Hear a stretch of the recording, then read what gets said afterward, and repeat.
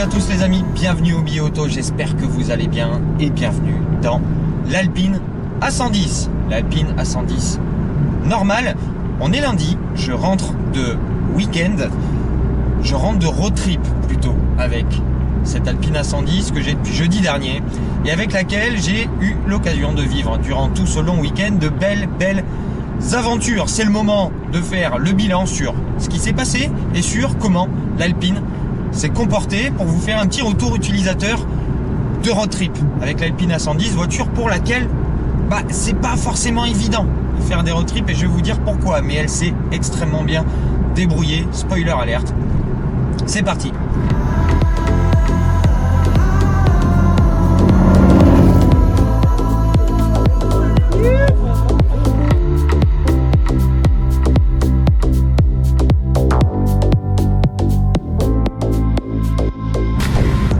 Alors cette Alpine A110 normale, et je dis bien normale parce que j'ai tenu à essayer au long terme cette Alpine A110 normale, étant donné que je n'avais jamais eu l'occasion de la rouler plus d'1 heure sur la route. On avait eu l'occasion avec Hugo d'essayer l'A110S, un petit peu plus rigoureuse, un petit peu plus orientée sport et circuit, on va dire.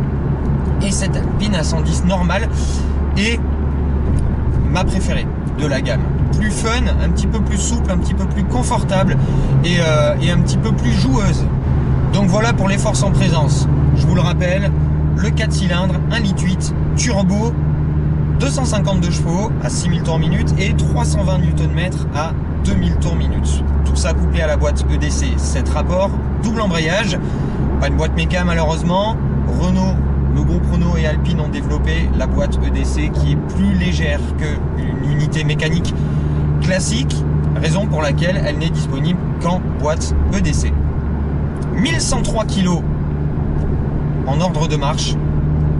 Celle-ci a quelques petites options avec le système audio focal, les rétros électriques, les jantes Fuchs allégées, les freins haute performance, l'échappement sport actif, etc. Écoutez,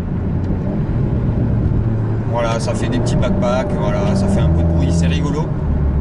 Et les baquets ici, Sabelt, on va en reparler. Jeudi, Paris, Bordeaux. D'une traite, avec une bonne partie d'autoroute et une bonne partie nationale. Vous le savez, j'aime bien faire ce road trip avec l'autoroute A20 qui est quand même beaucoup moins endormante, embêtante que l'autoroute A10 et la campagne entre la Vienne et la Charente jusqu'à Angoulême. Des routes qui sont superbes sur lesquelles on est actuellement en train de remonter. Et jusqu'à Bordeaux, l'Alpine, c'est pas une énorme voyageuse dans le sens pratique. Pas beaucoup de rangement à l'intérieur, c'est pas super bien agencé. Un coffre à l'arrière qui s'apparente plutôt à une grosse boîte à gants. Et un petit coffre à l'avant dans lequel vous ne pourrez pas rentrer d'énormes valises très épaisses, mais dans lequel vous pourrez sauver à la mise avec des sacs un petit peu souples que vous pourrez un peu tasser sous le capot. À l'intérieur, je vais pas parler de la finition, du manque de rangement, etc. On va pas, on le sait, voilà, c'est loin d'être au top. En revanche, on a un petit peu de place, on est engoncé ce qu'il faut pour se rendre compte qu'on est dans une voiture de sport, hein. On est dans une voiture qui est très petite, 4,18 m de long, 1,80 m de large et 1,25 m de haut. On a des lignes de caisse qui est assez haute, donc on a ce sentiment de voiture sportive, mais on n'est pas engoncé, on n'est pas comme ça, on a de la place. C'est assez aérien. En termes de dessin, je trouve ça très réussi. Et on est bien dans la voiture. Les sièges baquets, Sabelt, ici, full baquets, sont, à ma grande surprise, très confortables sur les longs trajets. Fixe, il se recule et il s'avance, mais c'est tout. J'aurais aimé être un poil plus bas, mais pour la position de conduite, hein, ce qui est un petit peu dommage parce qu'elle est plutôt bonne dans l'ensemble. J'aurais juste aimé être plus bas, mais on est bien. On a une visibilité plutôt bonne. Attention aux angles morts, on n'a pas de détecteur d'angle mort et on a le gros pilier et puis la baie moteur qui est là. Donc attention, mais ça se fait plutôt bien. On a une très belle visibilité à l'avant. On a des rétroviseurs qui sont suffisamment grands et bien réglables pour pouvoir bien voir sur les côtés et les angles morts de ce côté-là. On a un tout petit peu de rétrovision à l'arrière, c'est pas mal. Et on a un gros avantage, notamment sur cette version normale de l'Alpine, c'est la souplesse de suspension. L'Alpine classique, contrairement à la S, est très souple en suspension. Son poids mesuré lui permet justement d'avoir des suspensions assez souples et très agréables pour enquiller les longs trajets. C'est un petit peu ferme, mais c'est pas cassant, et les différents raccords, les gendarmes couchés, les irrégularités de la chaussée et les nids de poules vous casseront pas le dos. Et ça, c'est vachement agréable. Ensuite, Bordeaux, on profite un petit peu de la famille, on tourne en ville. En ville, ça se fait très bien. La voiture, comme je vous disais, est petite et ça braque plutôt bien. C'est assez confortable et la vision est somme toute pas désagréable. Ça consomme pas grand chose. Sur le trajet mixte, tendance réellement routière, je suis à 7 litres 2. C'est plutôt honorable compte tenu des performances de la voiture. Encore une fois, c'est dû au poids mesuré de la voiture. Et ensuite, le samedi, j'ai eu l'occasion de me greffer au rallye du Pilat.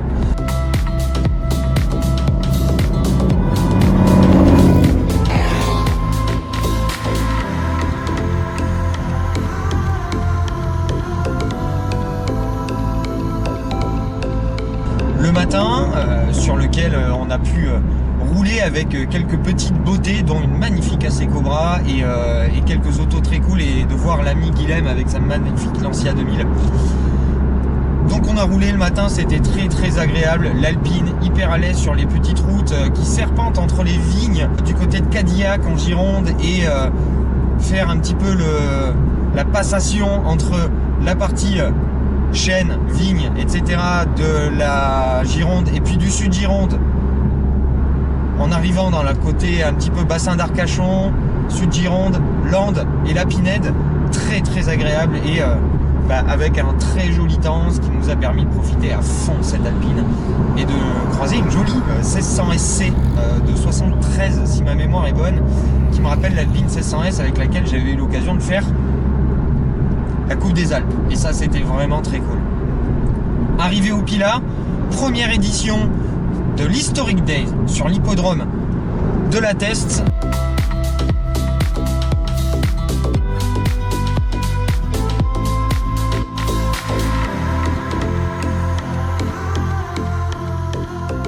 Magnifique organisation, très très bel événement, mesuré mais ultra convivial, très belle ambiance, des concessions s'étaient déplacées. On a eu l'occasion de voir les amis de chez Audibert & Co avec la 037 et une magnifique 911 SC totalement préparée, une pure beauté. Plein de belles choses. L'Alpine Ravage qui était présente également sur cet événement. Très très bel événement. Charles, bravo pour cette première édition de l'Historic Days, et clairement on reviendra. Merci beaucoup, c'était génial. Petite nuit à Biscarrosse pour pas remonter jusqu'à Saint-Émilion, pour redescendre le lendemain pour The Wall.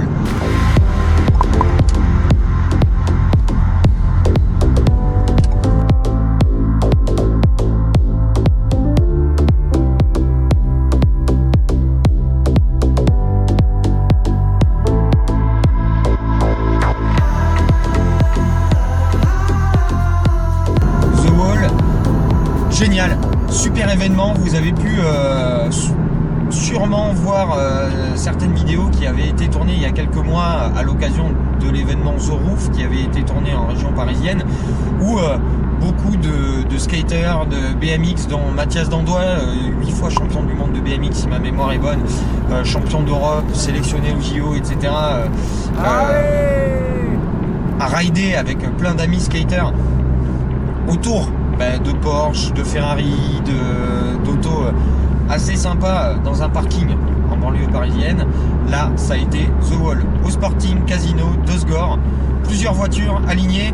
Olivier, merci encore à toi de m'avoir laissé mettre l'Alpine à l'intérieur justement de cette exposition.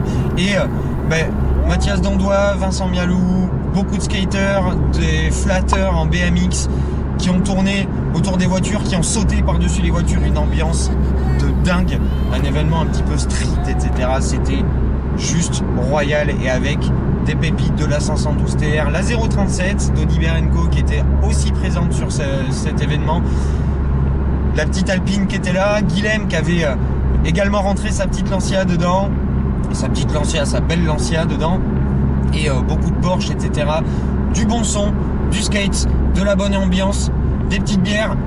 Et voilà, on était au top pour cet événement The Wall. Vivement la réédition de The Roof, peut-être à la rentrée, ça risque d'être très cool. En tout cas, merci Olivier pour avoir créé cet événement et pour avoir emmené cet événement dans le sud-ouest, dans notre sud-ouest natal. Moi, ça m'a fait plaisir de faire ce gros road trip dans ma région natale. Et voilà, et dans tout ça, l'Alpine a été royale. Petite route des Landes, incroyable. Retour par l'autoroute. On se fait plaisir sur les petites routes et on cruise sur l'autoroute. Ça se fait bien. Là, je remonte à Paris. Bilan de l'essai. Je vous le fais en live en termes de conso. 7 litres 3. Nickel.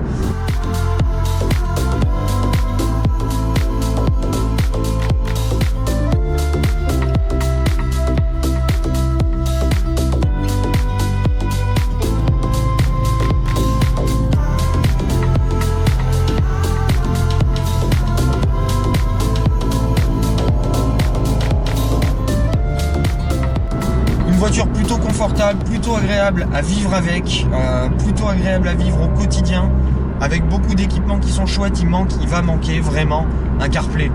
Ça, c'est vraiment ça qui va manquer. Et l'infodivertissement qui est tout droit sorti du début des années 2000, qui est, on va dire, scandaleux pour une voiture de ce prix-là.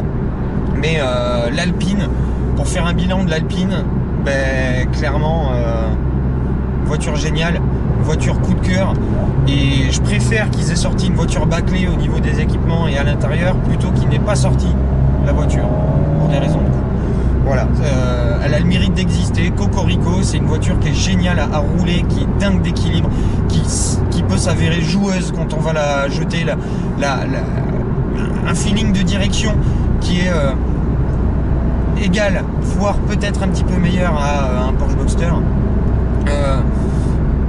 Oh là là, une voiture viscérale, une voiture très cool, et je la préfère à la version S, de par son côté joueur, de par son côté petite voiture de rallye. On a envie de faire du rallye avec cette voiture, et ça c'est génial parce que c'est quelque chose qu'on n'a pas forcément envie de faire avec la S.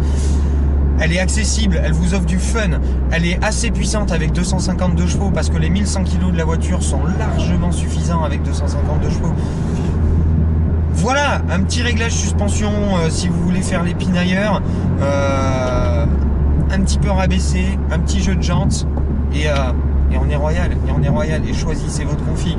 Moi, ce serait un bleu nuit avec des BBS dorés, et voilà. Voilà, en tout cas, ce week-end a été incroyable. Le rallye du Pilat et Historic Days, la première édition, juste incroyable. Que des souvenirs, de belles rencontres, ravi d'avoir croisé des copains aussi qui étaient présents. The Wall, merci encore à Olivier Saint-Jour d'avoir organisé ces événements et d'ouvrir un petit peu ce monde-là qui est juste incroyable, de bonne ambiance, de bonne humeur. Merci à toi Olivier, de m'avoir accordé ta confiance et d'avoir permis à cette petite Alpine de faire partie du jeu. Ça a été encore un moment incroyable. Je sais que je me répète, mais quelle ambiance, c'est beau ces road trips, c'est beau et ça fait du bien de faire ça avec des voitures incroyables, avec des voitures passion comme cette Alpine. Voilà, j'espère que vous avez kiffé les amis, ce petit road trip. Désolé, tout a été fait en grande partie avec l'iPhone et avec l'Action Cam. Et voilà, merci de nous avoir suivis et supportés sur cette aventure les amis. Si vous avez aimé tout ça, n'hésitez pas à mettre le petit pouce, à vous abonner si c'est pas déjà fait. Moi je vous retrouve très vite pour de nouvelles aventures. D'ici là, je vous souhaite une très belle continuation et une bonne fin de ce que vous êtes en train de faire. Ciao.